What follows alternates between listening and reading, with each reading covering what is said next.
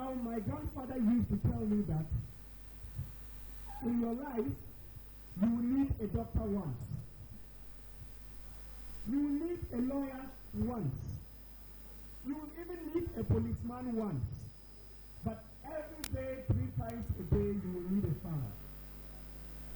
That is why I have accepted to travel from Accra to this place to talk to you. You people are very important.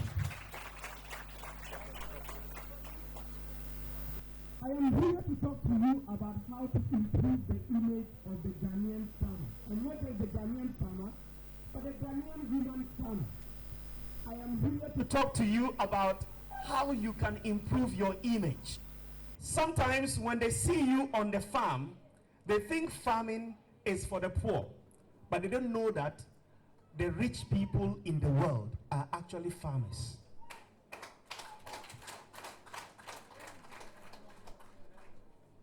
As you heard some of the sponsors here, their goal is to create an enabling environment or a favorable environment for you ladies. But I have to say ladies because the ladies in this room today, forgive me guys, are actually even more awesome than the guys. So what I will talk about, in addition to improving the image of the Ghanaian woman farmer, is how we can create a favorable environment so that the Ghanaian woman farmer can succeed. And succeeding meaning that you will make money and then feed the world. So ladies and gentlemen, let's get into action. We have 20 minutes to talk, and my hope is that after the 20 minutes, you will leave here feeling proud as a farmer. Whether you are from Upper West, Upper East, or whichever part of the country, you will leave here feeling proud of yourself as a Ghanaian woman farmer. That is why I have accepted to come here. If you can look at my face from the back, apart from my nice gold, red, gold, green colors, I look very tired because I just came from the airport. I had to cancel other engagements to accept to be here. And when I was accepting to be here, I had a fair idea. But coming to see you people seated in this room, especially my sisters, my aunties, my mothers, I think I made the right decision, and I'm proud I am here. Now, how many of you have heard about the United Nations? You know United Nations? Good. In 2015, the United Nations brought all nations together. And the goal was to take action. The ayatoma action. You know me action? The action chapelo. Action. Good. To take action to be able to eliminate poverty in this world, protect the planet. You know me planet? Good. And ensure that by 2030, that is in 9 years' time, people will enjoy peace and prosperity. And these actions are what we call the Sustainable Development Goals. The other name for them is the Global Goals, and there are 17 of them. But you know what? Your work as Ghanaian women farmers will help to achieve 4 of these goals. That shows how important you are as Ghanaian women farmers. Through your work, you will help to end poverty. People think that when you are a farmer, you are a poor woman. No. Actually, your work will end poverty. The second thing is that your work will end hunger. It will end hunger, and it will promote good health and well-being. Those days, we had our younger ones suffering from kwashiorkor because they were not enjoying nutritious food. But thank God for the life of the Ghanaian woman farmer. We no more have a lot of kwashiorkor children in our communities. That shows how important you are as a Ghanaian woman farmer. And you also promote decent work and economic growth. There is no decent work than farming. Today, for this event, and that will be tomorrow, we'll be celebrating, Gold in the Soil Awards. The kind of gold that you dig out as Ghanaian women farmers does not affect the environment negatively. It is not galamsey. Yamanta whom galamsey. Galamsey is not good. The gold that you are going to remove from the soil is not something that will cause galamsey, but it is something that will bring prosperity to humanity. You are Ghanaian women farmers, and you are very, very important. Now, I have some statistics for you. According to the same UN, about 805 million people in the world do not have enough food. A lot of people in the world do not have food. And 791 million of these people live in developing countries, Africa, Asia, including Ghana. So you have a lot of work to do as a Ghanaian woman farmer. And I am very happy, and I want to congratulate the organizers. They did not bring only women here, but they also brought the men. So I want our uncles, our fathers, to give themselves a round of applause for being here with our mothers and our aunties. Because yes, the Ghanaian woman farmer is who are the people we are celebrating today. But you cannot do it alone. They always say, Lagangum kato dabala. Lagangum kato. We need the men to also support the women. We need the men to support the women. So it's good that we have the women here. Now, how do we improve the image of the Ghanaian woman farmer? Now, who are the Christians in this room? Can I see by hands? Yes, okay, our Muslim brothers and sisters and aunties too are there. How many of you have heard about Jesus Christ?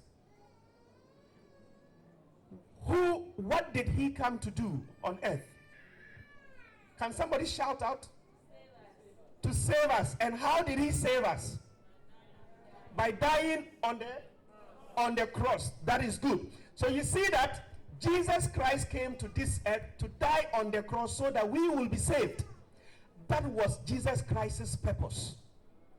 When he was on the cross, he was not ashamed. Was he ashamed? No. He was not ashamed. Now, as a Ghanaian woman farmer, to be able to improve your image and let people respect you, you have to declare your God-given purpose. And that purpose is to come to this world and feed the hungry. That is your purpose. And when you know that, you wouldn't be ashamed when you are going to the farm. Just like the way Jesus Christ was on the cross and was never ashamed. Because he knew that was why God brought him on earth. You were not born in Upper West or in Bolga or Boku by mistake. No. God had a purpose for you. God had a purpose for you. And one of your purpose, by virtue of being in this room, is to feed the world. That's one of your purpose. So when you know that, you'll be proud, and that will help improve your image as a Ghanaian woman farmer. The second thing that you can do to improve your image, and improving your image means that people will respect you, is for you to empower yourself. Seek knowledge. Get more information on how to increase your harvest, on how to efficiently increase your productivity on the farm. You might understand that. So you need to seek knowledge. You are here. You are gaining more knowledge. By the time you leave this place, you have understood that if you use a particular type of fertilizer, you will increase your harvest from, let's say, 6 bags to 13 bags. That is knowledge. And when you have the knowledge, nobody will look down on you. Because with the knowledge, you will start making money. When you start making money, you will buy Moto King. When you buy Moto King, you will start providing service to other people by carrying their crops from the farm to Bolga market, to Boku market, to Nalengu market. And when you begin to make money, you will dress nicely. And you will improve the image from the narrative that a farmer needs to be dirty. But when you make money and feed the world, they will know that a farmer can dress well, go to the farm in a very good car. Clap for yourself. So you need to empower yourself. The third thing is you need to seek mentors. Mentors. Part of the event or the program for today and tomorrow is mentorship. Who is a mentor? A mentor is someone who has traveled the path that you are traveling and can give you a piece of advice so that you don't make the mistake that they made. You don't make the mistakes that they made. So as you are seated here, maybe you are now cultivating 1 acre of land. There are people who have done 100 acres. They have made the mistakes. They've corrected them. You need to get to them, talk to them so that they can advise you on how to be able to succeed as a Ghanaian woman farmer. You get my point? It is when you do that that the Ghanaian woman farmer can begin to support another Ghanaian woman farmer. So that the statement that women are their own enemies will be refused to be true. You need to seek mentorship.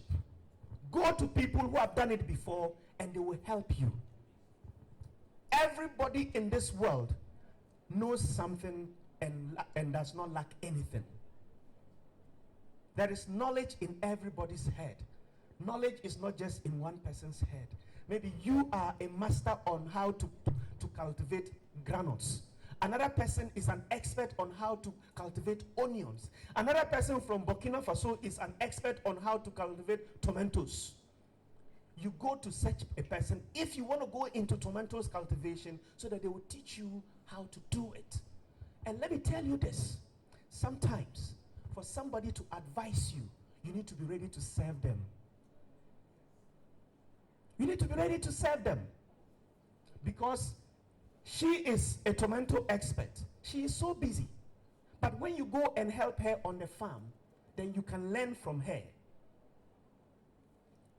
I hope it's clear. Thank you very much. The other way of improving the image is to increase your standard. Don't be doing less quality things. When you are producing the granules to the market, it must be the quality granules. If you are doing sumoli from granules, you don't need to add maybe, what kind of things do you always add to the sumoli? Soya beans. You don't need to add soya beans. When you add soya beans to your sumoli, it will not be good. And they will say, as for the Ghanaian woman farmer there, they give us fake sumoli. So let's go and look for sumoli from China. Produce quality products. Don't want to cut corners. You are selling kokonte flour. Or not even kokonte flour, you are selling corn flour. Instead of selling only corn flour, you go and add kokonte. So that when they prepare the TZ is like this. You cannot eat the TZ with mama. Quality goods. When you do that, the world will respect you. And when you do that, people will travel from Germany, Brazil, to come and buy your flour. And it will be written on the flour bag, made in Bolgatanga. Pursue quality. When you pursue quality, the image of what you do will be uplifted. I'm now going to talk about how we can create the enabling environment so that all of us, and today and tomorrow, permit me to be a Ghanaian woman farmer. And I'm joining you as a Ghanaian woman farmer because you people are doing amazing things. If you are not doing amazing things, nobody will come and waste their times and be here. You are doing amazing things. And the other thing that even before I talk about the enabling environment, to improve the image, we need to be careful about the young ones. When we were in secondary school, and then if they wanted to punish you, if you did something wrong and they wanted to punish you, they will let you go and work on the school farm. So growing up, we grew up with the mindset that farming is a punishment, it's labor. And as you're all seated here, and from the information I got, we have people from the ages of 25 to 65. For those in their 25s, you are actually in the morning of your life. Those in their 40s, you are like somewhere in the afternoon. If you are in your 65, you are getting to the evening. And one thing that you think about, especially those who are on their deathbed, they don't worry about the bad things that they did. No. I know none of you can attest to what I'm saying because you've never been at your deathbed. And may God forbid. Do you get my point? The things that they worry about is the children they are leaving behind. The things that they are worrying about is the good things that they did not do. As a woman, Ghanaian woman farmer, I know you would want your child to take up from what you're doing. You would want your daughter to one day be the best farmer in Ghana. And if you want that to happen, please, if you are a teacher in this room, don't use farming as punishment for students. If you do that, you wouldn't have anybody to hand over the baton to. If your daughter is a student and you are using farming as punishment, forget it. The best place your daughter can win the best farmer award is on paper.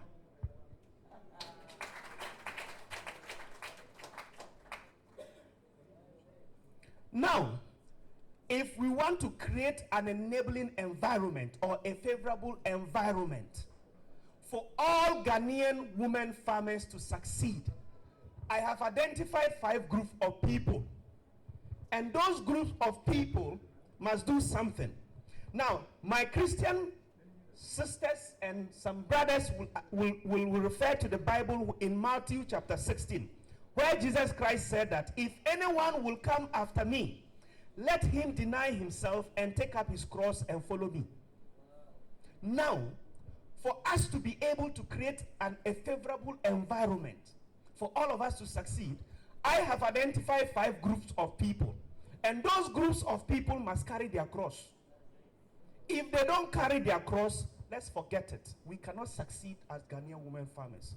We will sit here and even dawa dawa will be imported from China. We need to take action. So your presence here, you are here for serious business. It's not a joke. You are very important. And even if at this moment you are even dozing off, I pray that you will dream about your importance.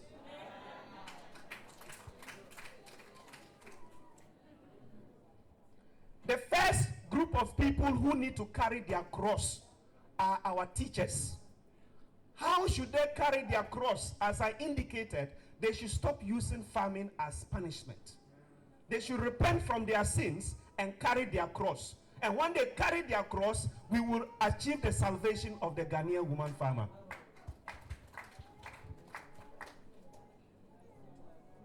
The second group of people, or the second entity that needs to carry its cross, is the government. We sit here, you people produce, you rear chicken, you produce guinea fowl meat, you produce chicken, but the government and some of its officials import chicken from Brazil and USA. And when they do that, people don't buy your chicken. Government need to stop that. And that is their way of carrying their cross. When government stops that, it will create a favorable environment for you, the Ghanaian woman farmer, to succeed. Government has come up with planting for food and jobs. That is a good program. They are looking for seeds to plant. Most of you here produce seeds. Government needs to repent by not importing seeds, but by using seeds produced by Ghanaian women farmers. That is how we can create a favorable environment. When it comes to the award of contracts, The way government can carry its cross and repent is to forget about that chronism and saying that we are giving this seed contract to our political people. No, give it to Ghanaian women farmers. That is how government can help us create a favorable environment. And when they do award you the contract, they should pay you in time. No financial controller at the district level or the regional level should keep your money when it is being released from Accra or go and put it in an account to generate interest. Meanwhile, you went and took a loan and you are going through trouble. That has to change. That is how government can carry its cross. The other group of people who need to carry their cross is the private sector and then our development partners. USAID, UK Aid, African Development Bank, name them UN, GIZ. These are our development partners. They provide grants and funding for so many people in different sectors. The way they can repent from this sin is to include the Ghanaian woman farmer in their granting processes. That will provide you money to be able to increase the acreage that you cultivate. The private sector should not say that the Ghanaian woman farmer is a risky venture. No, you are not a risky venture. In fact, deciding not to provide you with money is actually riskier because they will grow hungry. You feed the world, so you are not risky. So the private sector, the banks, should provide you with capital at low interest rates. That is the way that we can create the enabling environment. So we've looked at the teachers or the educationists. We've looked at the development partners helping us create the enabling environment. And we've looked at the biggest culprit, the bad boy in the room, and that is government. The other thing that we need to look at, the other group of people who need to carry their cross are the citizens. If you remember in 1972, and you remember Kutu Achampong, he came up with a policy that said that Operation Feed Yourself. I was born in the 80s, and I grew up with that policy that every house must have a backyard garden, where Ghanaians will eat what they grew, and you grow what you eat. My dear brothers and sisters, fellow Ghanaians, children of Dr. Kwame Nkrumah, let's eat what we grow. Don't go to the mall. I don't know, do we even have a mall in? No, we have a Malcolm Mall. Don't go and buy the rice from China. If you buy the rice from China, you are actually committing a big sin against Ghana. Please, Ghanaian citizens, let's repent. And to repent, where are the organizers? We will be going for lunch. Tell Akayed that we don't want to eat foreign rice. We want local rice. And that is how we will repent and carry our cross. So we've identified 4 groups of people. We've looked at the government, the development partners, and the private sector. We've looked at the Ghanaian citizens and the educationists. Can you guess the 5th group of people who need to carry their cross? Now, as you're thinking about that group, just watch me. As I point my hand at you, the rest of the fingers are pointing where? At myself. And in life, it is always easy to blame other people for our challenges. Today, I am here because of the Ghanaian woman farmer. I am blaming the government for the Ghanaian woman farmer. I am blaming the teacher for the benefit of the Ghanaian woman farmer. So am I blaming the private sector and the development partners. The 5th group of people who need to carry their cross are the Ghanaian women farmers themselves. You know what? You are all in this room. You need to do well, but you don't need to compete. You need to cooperate. Partner yourselves. You are not in competition. You are not in competition. Remember, when you begin to fight amongst yourselves, that is when the government can take advantage of you people. I hope you get me. We don't have a Frafra Ghanaian woman farmer. We don't have a Wala or a Dagati Ghanaian woman farmer. Neither do we do not also have a Kusasi or Talensi Ghanaian woman farmer. We have only a Ghanaian woman farmer. And when it comes to poverty, poverty doesn't know NDC or MPP. Don't divide yourselves according to MPP, NDC. Where when MPP is in power within this period, you will say, oh, Mandela will go, Mandela will go. Then you will go and say, oh, as for Abiba, Onye, don't give the contract to Salamatu. If you do that, you are not carrying your cross. You are not contributing to the creation of a favorable environment. Hold your back. Be your sister's keeper. When Salamatu is not succeeding, you should not be happy.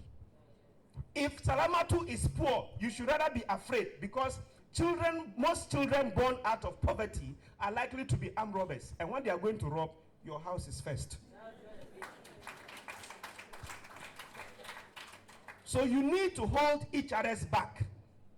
You see, sometimes you will sit down, especially in our age today, when something is happening to another person or a neighbor, the best we can do is to remove our phones and start taking pictures, instead of moving to help. Sometimes you sit and say, oh, like a Pacman, and family home. But let me tell you one story. There was a German preacher who was an enemy to Adolf Hitler. Have you heard about Adolf Hitler? That was the time when they were killing the Jews. And this preacher lived with people. Now, Adolf Hitler's people will come and pick some people away to go and kill. He wouldn't talk.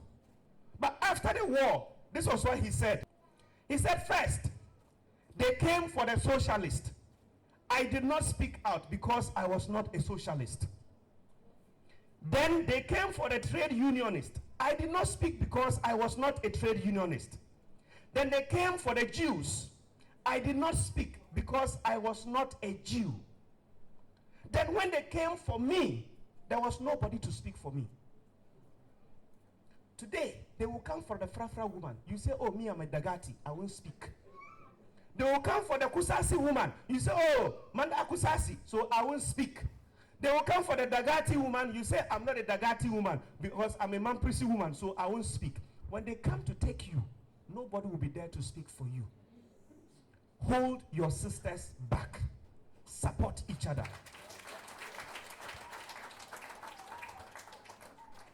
That is the way that you can create an enabling or a favorable environment for the Ghanaian woman farmer, so that all of you will succeed.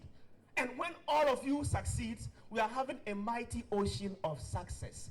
Each of you is a bucket of success. But when we all succeed, we become a mighty ocean of success. And Ghana, because of the Ghanaian woman farmer, will be drowned by success. And that is what we're looking for. So, ladies and gentlemen, my dear sisters, my dear aunties, for the past 15 minutes, we've just been talking about two main things. How to improve the image of the Ghanaian woman farmer. We looked at how to do that.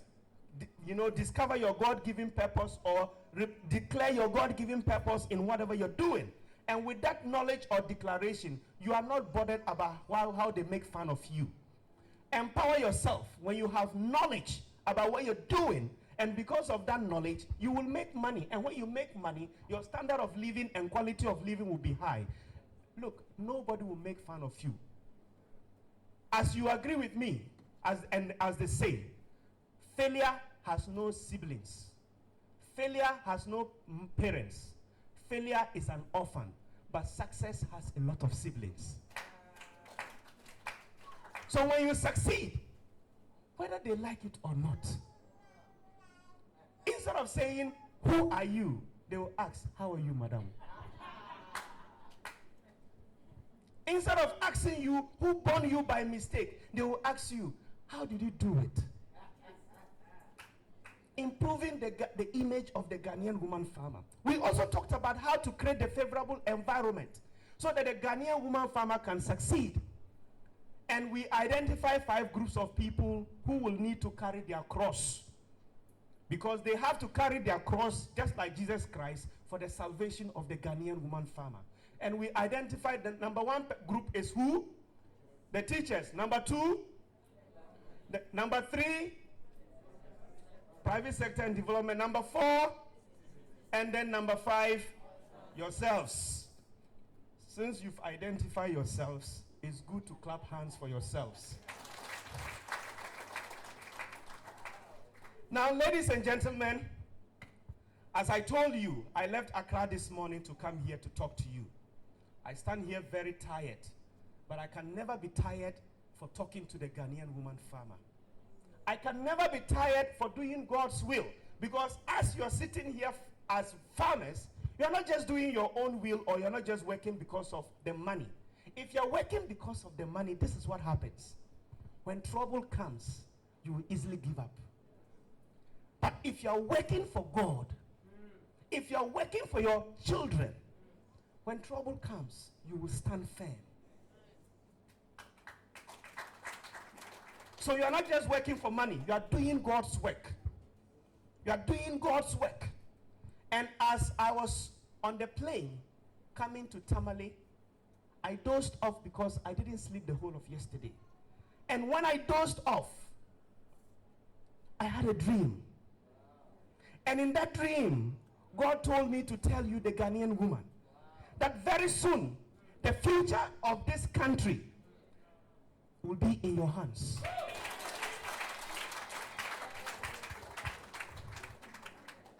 It will be in your hands. God said I should tell you that in the next future, Ghanaian women farmers will be at the commanding lead of feeding this country and exporting to the rest of the world. That was what God said I should tell you. That the brighter and the greener future of this country is in your hands. And as I told you, I'm a young person and I embody the future. So coming to talk to you is an incredible honor and a privilege. And the final thing is that I should remind you that we have inherited this earth, not from our ancestors, but we borrowed the earth from our children. So we should better take care of it. We borrowed it from our children. We are protecting the earth for our children. So you need to take care of it. And when you take care of it, the earth will take care of you. As I told you, I'm very happy to be here today. And it is my prayer that the God who has brought you wherever you have come to this place, the God that has taken me from Accra to Tamale and brought me to Bolga, that God will give you the strength to stand firm when the storm of challenges blows. And as I stand here, it is my prayer that God will continue to bless you and continue to keep you in his heart. Amen. My dear brothers, uncles, mothers, sisters, I thank you for listening to me. God bless you.